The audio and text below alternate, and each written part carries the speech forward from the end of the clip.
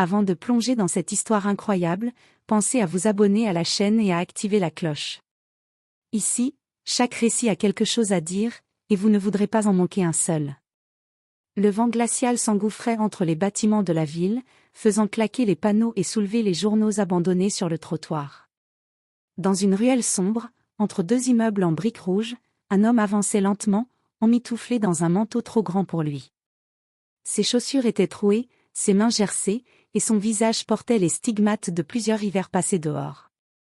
Pourtant, dans ses yeux brillait une lueur de détermination, une certitude tranquille que peu auraient osé afficher dans ces conditions.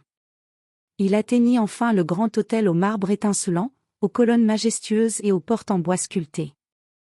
L'intérieur respirait le luxe, le parquet poli reflétait la lumière des lustres en cristal, et un parfum subtil de fleurs fraîches flottait dans l'air. Des clients bien habillés discutaient à voix basse, certains tapotant sur leur téléphone dernier cri, d'autres consultant des journaux au bord de la cheminée. L'homme entra, la tête haute malgré ses haillons. Chaque regard posé sur lui était teinté de mépris, de curiosité ou de moquerie. Il s'avança vers la réception avec une lenteur calculée, ses pas résonnant sur le sol comme un avertissement silencieux. « Bonjour, je suis le propriétaire de cet hôtel », déclara-t-il d'une voix rauque mais ferme, tranchant avec le murmure élégant qui régnait autour de lui. Le rire éclata. Le portier, un jeune homme arrogant avec un sourire moqueur, secoua la tête et s'exclama « Monsieur, vous devez vous tromper. Ce n'est pas vraiment votre hôtel. » L'homme sans abri ne broncha pas. Il fouilla dans ses poches et sortit une clé dorée, usée par le temps mais gravée d'un nom connu de tous dans l'établissement. La poussière qui s'en détachait semblait presque scintiller à la lumière des lustres. Il la posa doucement sur le comptoir et dit « Essayez ça ». Le hall se figea. Les rires s'éteignirent instantanément, remplacés par un silence lourd et incrédule. Les clients arrêtèrent leur conversation et tournèrent leur attention vers lui. Le directeur de l'hôtel, un homme d'affaires au costume impeccablement taillé, s'approcha précipitamment, son visage blême trahissant la panique. Il prit la clé dans ses mains et l'examina sous toutes ses coutures, incapable de détourner le regard de cet objet qu'il connaissait parfaitement. « Comment » balbutia-t-il, incapable de finir sa phrase. Le sans-abri le regarda droit dans les yeux, calme, presque serein, comme si ce moment avait été prévu depuis toujours. « Vous avez ri trop vite. » murmura-t-il, et dans sa voix résonnait un mélange de vérité et de vengeance silencieuse. À cet instant précis, tout l'hôtel comprit que derrière les haillons se cachait bien plus qu'un simple sans-abri. Il y avait un homme, un véritable maître de cet empire, et une leçon que personne n'oublierait de sitôt. Le lendemain matin, l'hôtel était en effervescence. Les rumeurs sur l'homme mystérieux circulaient déjà dans chaque recoin du hall. Certains clients se montraient fascinés, d'autres méfiants, mais tous avaient un point commun, personne ne savait quoi penser. Dans son bureau, le directeur de l'hôtel, Richard Langlais, était pâle comme un linge. Il fixait la clé dorée sur son bureau, encore incrédule. Comment un homme en haillons pouvait-il posséder cet établissement de luxe? Comment avait-il disparu de la circulation pendant toutes ces années sans que personne ne s'en aperçoive? Un bruit sec fit sursauter Langlais. La porte s'ouvrit avec fracas et l'homme sans abri entra, ses pas lourds résonnant sur le parquet poli. Son regard scrutait la pièce avec une autorité naturelle. « Vous êtes Richard Langlais » demanda-t-il calmement. « Oui. » balbutia le directeur. « Mais, qui êtes-vous vraiment ?» L'homme retira son manteau, révélant un costume impeccablement taillé, soigneusement plié sous ses haillons. Ses cheveux étaient désormais propres et coiffés, et son visage affichait une expression ferme mais sereine. La transformation était stupéfiante. « Je suis Alexander Prescott », dit-il enfin. « Le véritable propriétaire de cet hôtel, et je suis de retour pour reprendre ce qui m'appartient. » L'Anglais recula instinctivement. « Mais, vous étiez... » Il hésita. « Personne ne vous a vu depuis des années. » Alexander s'avança, la clé toujours dans sa main. « Je l'ai voulu ainsi. J'ai laissé le monde croire que j'avais disparu. Mais jamais je n'ai cessé de surveiller cet hôtel. Tout ce que vous avez fait, toutes vos décisions, je les connais. » Le directeur sentit son cœur se serrer. Il comprit soudain que les années de légèreté, d'autosatisfaction et de moquerie avaient un prix. et qu'il venait de tomber dans le piège d'un homme dont la patience et la stratégie dépassaient tout ce qu'il pouvait imaginer. Alexander se tourna vers la fenêtre, regardant la ville qui s'étendait en contrebas. « Cet hôtel ne sera plus jamais entre de mauvaises mains, » murmura-t-il. Puis il se retourna, son regard perçant traversant Richard. « Et vous, vous allez apprendre ce que signifie véritablement respecter un domaine que vous pensiez contrôler. » Richard resta figé.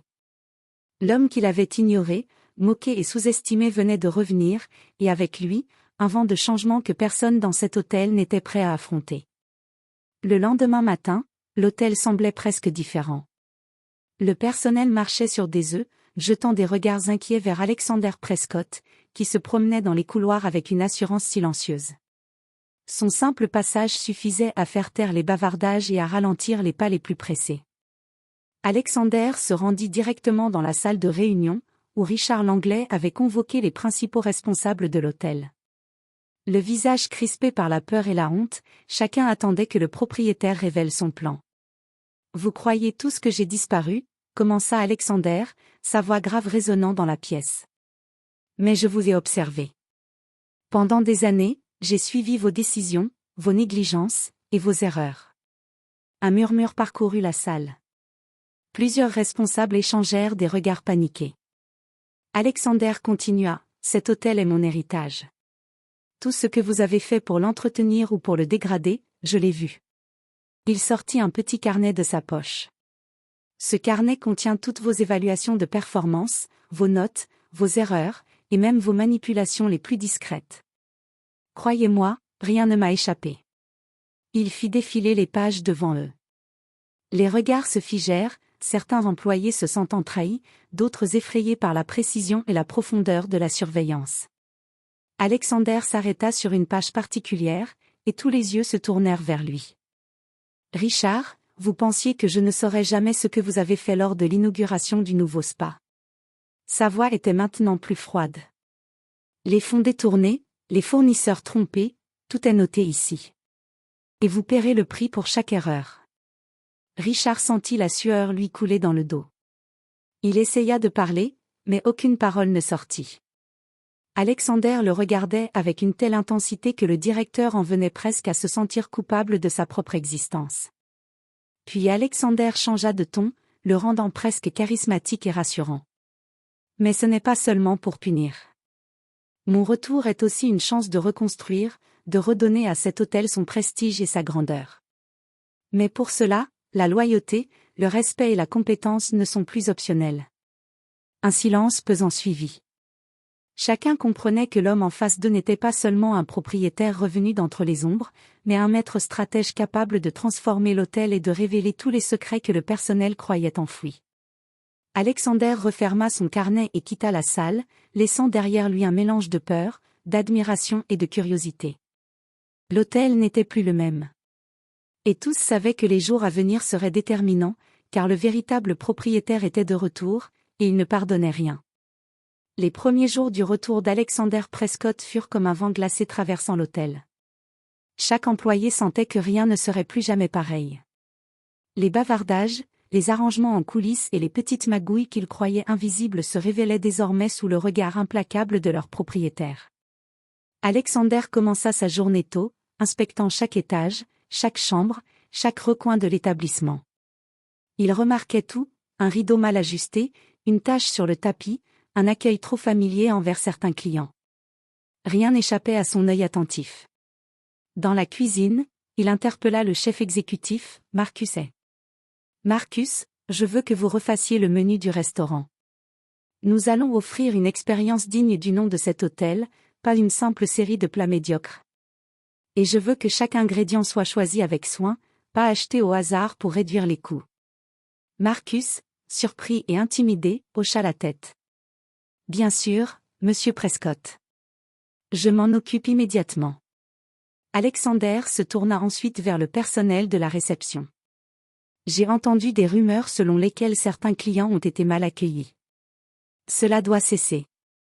L'accueil ici doit être parfait, ou vous répondrez de vos actions. » Mais il ne se contentait pas de punir ou de corriger. Il savait qu'inspirer la loyauté était tout aussi important que rétablir le contrôle.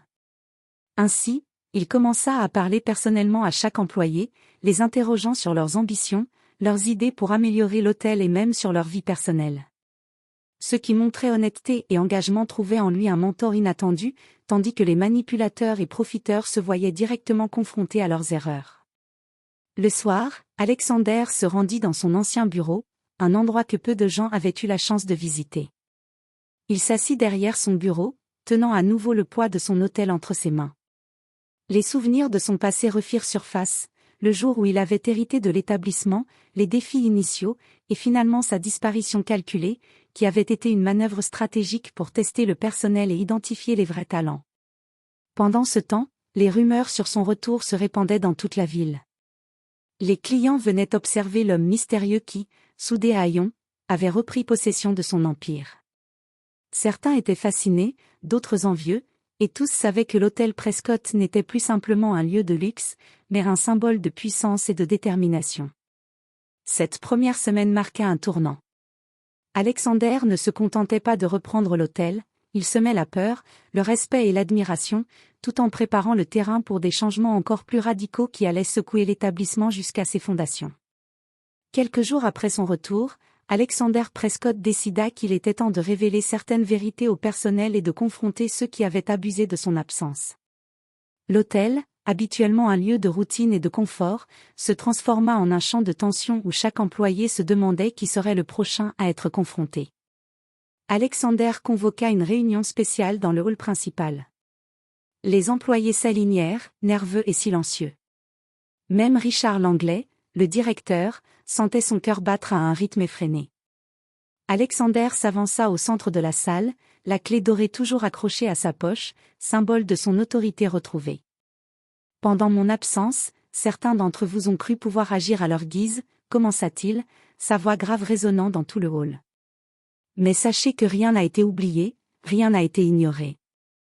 Il pointa son regard vers deux responsables, Lisa Carter et Thomas Green.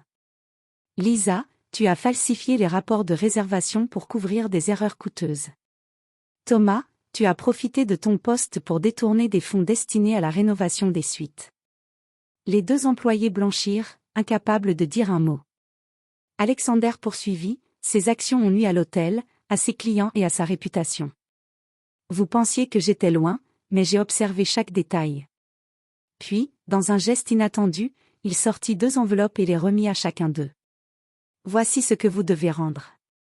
Vos erreurs ont un prix, et vous allez le payer en travaillant sous ma supervision directe jusqu'à ce que justice soit faite.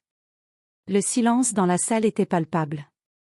Les autres employés observaient la scène, comprenant que le temps de l'impunité était révolu. Alexander ne cherchait pas simplement à punir, il voulait restaurer l'intégrité de son hôtel et montrer que chaque action, bonne ou mauvaise, avait des conséquences. Ensuite, il se tourna vers Richard Langlais. Vous, Richard, pensiez que vous pouviez gérer l'hôtel sans moi. Mais l'héritage n'est pas seulement un titre. C'est une responsabilité. Et je vous ferai comprendre ce que signifie réellement respecter ce domaine. Richard, tremblant, hocha la tête. Il comprit que le véritable pouvoir n'était pas dans son poste ou dans son costume impeccable, mais dans la vision et la détermination d'Alexander Prescott. Pour la première fois depuis des années, l'hôtel ressentit un souffle de renouveau. La peur et le respect coexistaient dans chaque couloir, chaque suite, chaque bureau. Et alors que la journée se terminait, tous savaient que le retour d'Alexander Prescott n'était que le début d'une transformation radicale, où secret, confrontation et révélation allaient remodeler l'hôtel et ses occupants pour toujours. Les semaines qui suivirent le retour d'Alexander Prescott furent marquées par une transformation rapide et drastique de l'hôtel. Les employés, encore sous le choc de ces révélations, commençaient à comprendre que son autorité n'était pas seulement imposée par la peur, mais aussi par une vision claire et déterminée. Alexander commença par réorganiser le personnel. Ceux qui montraient compétence et loyauté furent promus et responsabilisés, tandis que ceux dont l'attitude avait été douteuse furent mis sous étroite surveillance, leurs erreurs passées minutieusement documentées. Les couloirs de l'hôtel, autrefois animés de rumeurs et de petites magouilles, résonnaient désormais d'un rythme professionnel et discipliné. Un matin, Alexander convoqua Richard Langlais dans son bureau. « Richard, dit-il calmement, je veux que vous vous occupiez de l'intégrité financière de l'hôtel. Toutes les transactions, tous les budgets, vous me rendrez des comptes chaque jour. Richard, humilié mais conscient de l'opportunité, hocha la tête. Bien sûr, monsieur Prescott. Je ferai tout ce que vous demandez. Mais Alexander ne se contentait pas de restaurer l'ordre, il cherchait également à démasquer les trahisons cachées. Il lança une série d'audits internes, interrogeant chaque employé sur les anomalies, les erreurs et les arrangements secrets qu'ils avaient pu conclure pendant son absence. Très vite, il découvrit que certains fournisseurs avaient été corrompus, que certaines chambres avaient été sous-évaluées et que des privilèges illégitimes avaient été accordés à quelques clients influents. Un après-midi, il fit venir Marcus, le chef exécutif, dans son bureau. « Marcus, j'ai découvert que certains plats du menu étaient préparés avec des ingrédients de moindre qualité pour économiser sur le coût, expliqua-t-il, son ton grave mais mesuré. Je veux que chaque plat servi ici soit parfait, à la hauteur du nom de l'hôtel. Et vous me présenterez des solutions concrètes dès demain. » Marcus, conscient que chaque décision était maintenant observée, se sentit à la fois intimidé et motivé. « Oui, monsieur Prescott. Je vais tout corriger. » Mais ce qui troubla le plus Alexander, ce furent les trahisons inattendues. Des employés qu'il croyait loyaux avaient parfois profité de son absence pour favoriser leurs intérêts personnels. Ces découvertes renforcèrent sa conviction, l'hôtel devait être dirigé avec un équilibre entre discipline stricte et attention bienveillante envers ceux qui méritaient sa confiance. Le soir venu, Alexander se tenait sur le balcon de son bureau, regardant la ville scintiller sous les lumières nocturnes. Le poids de l'hôtel, de ses secrets et de ses responsabilités pesait lourd sur ses épaules, mais une satisfaction profonde l'envahissait. Chaque action, chaque décision qu'il prenait rapprochait l'hôtel de l'excellence qu'il avait toujours imaginée. Le retour d'Alexander Prescott n'était plus seulement un événement, c'était le début d'une ère où loyauté, compétence et vérité dictaient les règles, et où toute trahison, petite ou grande, serait rapidement révélée et confrontée. L'hôtel, sous la direction retrouvée d'Alexander Prescott, respirait désormais une discipline et une excellence nouvelles. Mais derrière les murs luxueux et les couloirs étincelants se cachaient encore des forces hostiles. Certains employés et partenaires, jaloux ou cupides, n'avaient pas accepté son retour et cherchaient à déstabiliser son autorité. Alexander avait prévu ce risque. Il ne se contentait pas de corriger les erreurs visibles, il traquait les complots silencieux et les trahisons discrètes.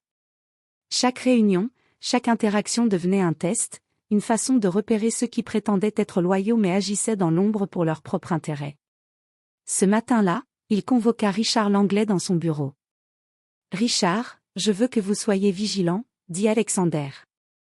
Certains de nos fournisseurs ont commencé à contourner les règles et certains employés pourraient encore être corrompus. Je veux des rapports quotidiens sur toutes les anomalies, aussi petites soient-elles. Richard, bien que nerveux, comprit que sa position dépendait désormais de sa vigilance. « Oui, monsieur Prescott. Je surveillerai tout. » Pendant ce temps, Alexander menait discrètement ses propres enquêtes. Il observa les interactions du personnel, les flux financiers et même les comportements des clients les plus influents. Bientôt, il identifia 3 employés qui semblaient conspirer pour détourner des ressources de l'hôtel à leur profit. Un soir, il les convoqua dans son bureau. Le silence était pesant.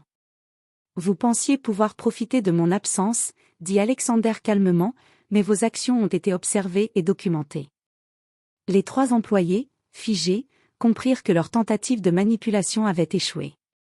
Alexander poursuivit, « Je vous offre une chance de réparer vos erreurs. Mais sachez que tout futur manquement sera sévèrement sanctionné. » Il ne s'agissait pas seulement de punir, mais de restaurer la loyauté et le respect. Alexander voulait que chaque employé comprenne que l'hôtel Prescott n'était pas seulement un lieu de travail, mais un empire fondé sur la confiance et l'intégrité. Cette stratégie porta rapidement ses fruits. Les employés honnêtes se sentaient valorisés et motivés, tandis que ceux qui avaient tenté de tricher comprenaient que leurs actions ne passeraient plus inaperçues. Alexander avait transformé l'hôtel en un endroit où la compétence et l'éthique primeraient sur la corruption et la négligence. Le soir, Alexander se tenait à nouveau sur son balcon, contemplant la ville. Le chemin vers la perfection de son hôtel était encore long, mais il sentait que la partie la plus difficile était passée, identifier et neutraliser les ennemis cachés. Maintenant, il pouvait concentrer toute son énergie sur le futur, sur l'expansion et le prestige de son établissement, tout en consolidant le pouvoir qu'il avait si longtemps laissé dormant. Avec les trahisons internes désormais maîtrisées, Alexander Prescott pouvait se concentrer sur la transformation de son hôtel.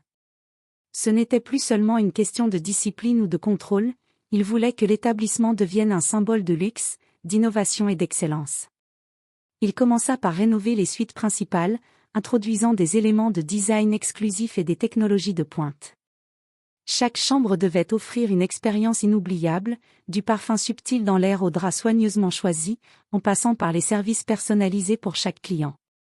Alexander supervisait personnellement chaque détail, convaincu que la perfection résidait dans l'attention aux plus petits éléments. Dans le même temps, il rencontra de nouveaux partenaires et clients prestigieux.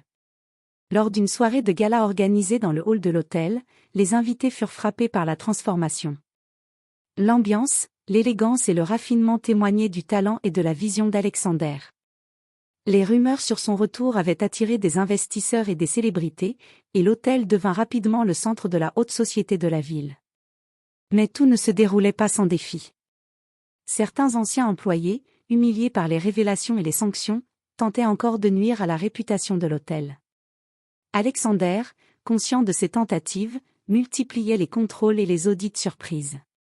Il était clair que son retour ne signifiait pas seulement un regain de prestige, mais aussi une vigilance constante.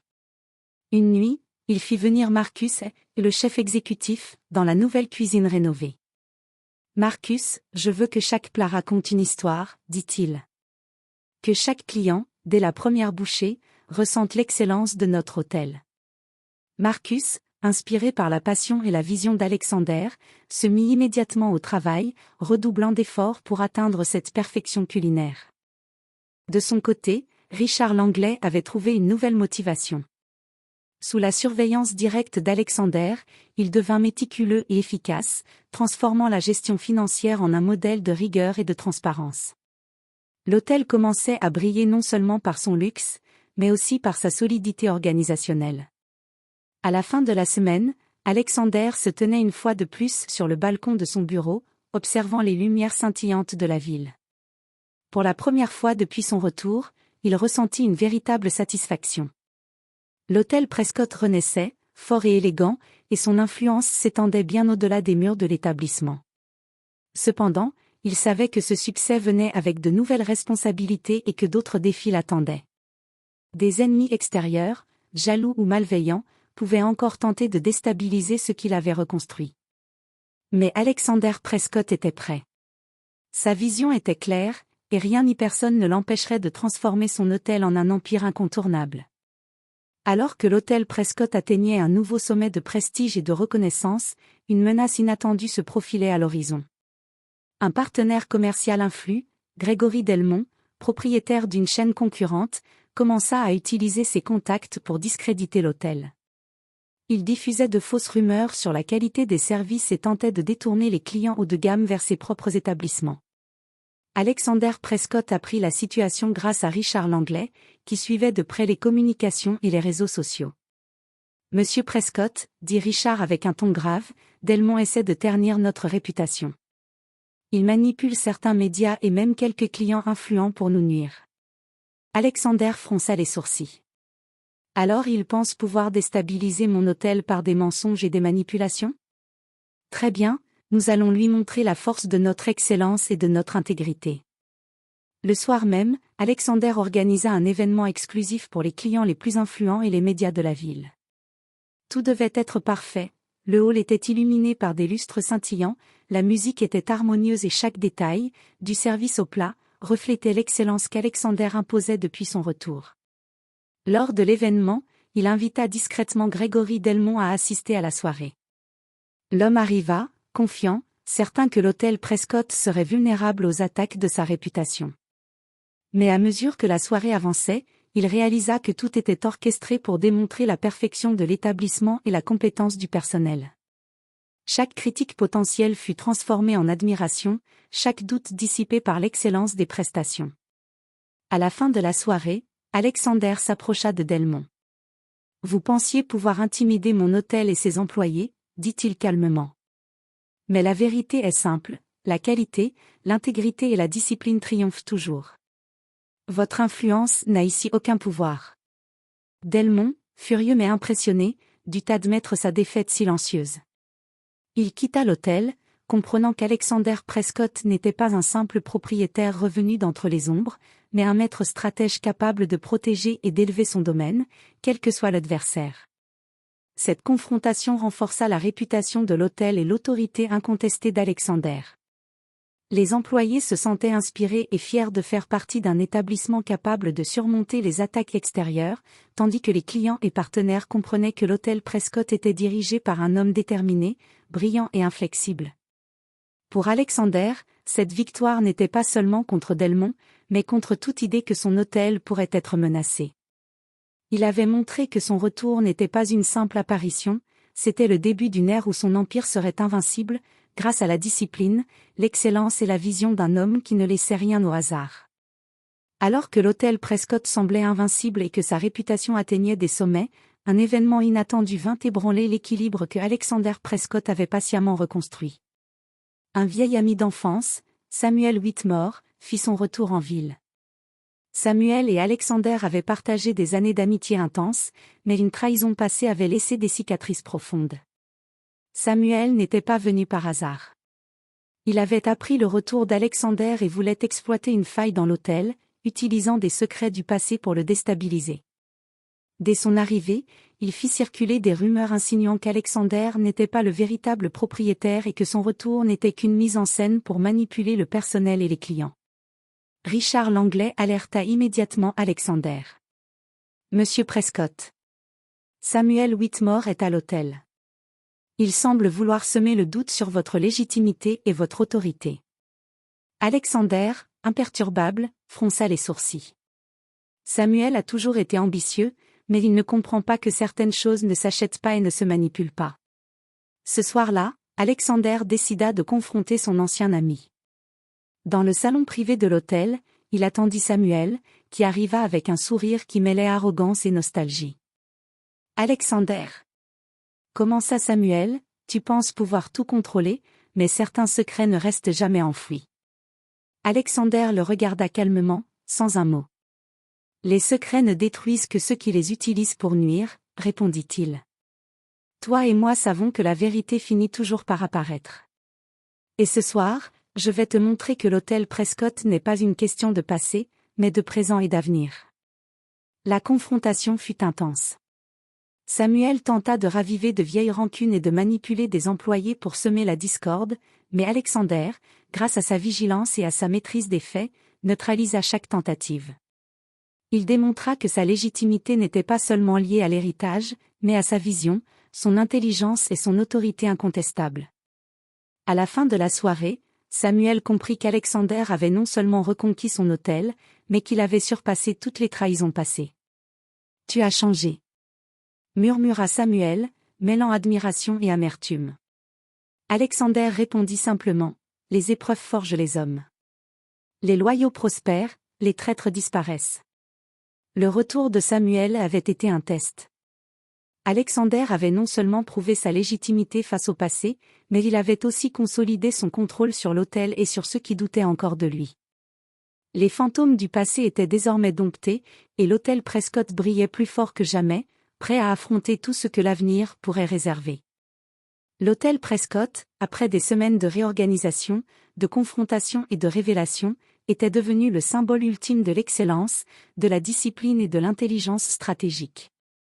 Chaque employé connaissait sa place, chaque client recevait un service parfait, et même les partenaires extérieurs respectaient désormais l'autorité incontestée d'Alexander Prescott. Ce soir-là, Alexander organisa une réception exceptionnelle pour célébrer le renouveau de son hôtel. Les invités étaient triés sur le volet, investisseurs prestigieux, clients influents et anciens collaborateurs, tous témoins de la transformation impressionnante de l'établissement. Les lustres étincelaient, les musiciens jouaient en parfaite harmonie, et l'odeur raffinée des plats préparés par Marcus flottait dans l'air. Alexander se tenait au centre du hall, observant la scène avec un mélange de fierté et de détermination. Il savait que cette soirée n'était pas seulement une célébration, mais un symbole, celle de sa maîtrise totale, de sa vision accomplie et de son retour triomphal. Soudain, un murmure parcourut la foule. Grégory Delmont, son rival, fit son entrée, accompagné de quelques clients influents. Les regards se tournèrent instinctivement vers lui, mais Alexander, calme et assuré, s'avança vers Delmont avec un sourire mesuré. « Grégory, dit-il d'une voix ferme mais polie, je suis heureux que vous ayez pu assister à la soirée. Je pense que vous voyez désormais que la force de l'hôtel Prescott ne réside pas dans des rumeurs ou des manipulations, mais dans l'intégrité, la discipline et la vision. » Delmont, incapable de trouver une réplique, se retira lentement, laissant Alexander sous les applaudissements et les regards admiratifs de tous les invités. Puis Alexander se tourna vers son personnel. « Vous avez tous prouvé votre loyauté et votre compétence. Vous avez contribué à transformer cet hôtel en un modèle de perfection et d'excellence. » Chaque employé sentit une vague de fierté et de respect pour cet homme qui avait été sous-estimé, moqué et oublié, mais qui revenait pour dominer avec intelligence et humanité. Enfin, Alexander leva son verre et s'adressa à l'assemblée, « Ce n'est pas seulement mon hôtel, c'est le nôtre. Et ensemble, nous continuerons à montrer ce que signifie l'excellence. » Alors que les applaudissements résonnaient dans le hall, Alexander Prescott contempla l'hôtel qui portait son nom, désormais invincible et brillant comme jamais. Les défis du passé avaient été surmontés, les ennemis neutralisés, et son empire solidement établi. Cette soirée marqua l'apogée de son retour, un sans-abri moqué, oublié par le monde, était devenu le maître incontesté de son domaine. Et tous ceux qui avaient douté de lui comprirent que sous les haillons se cachait un stratège, un visionnaire et un homme capable de transformer tout ce qu'il touchait en perfection. Alexander Prescott avait prouvé une vérité simple mais puissante, le véritable pouvoir réside dans la patience, la stratégie et la détermination, et personne ne pouvait le défier impunément.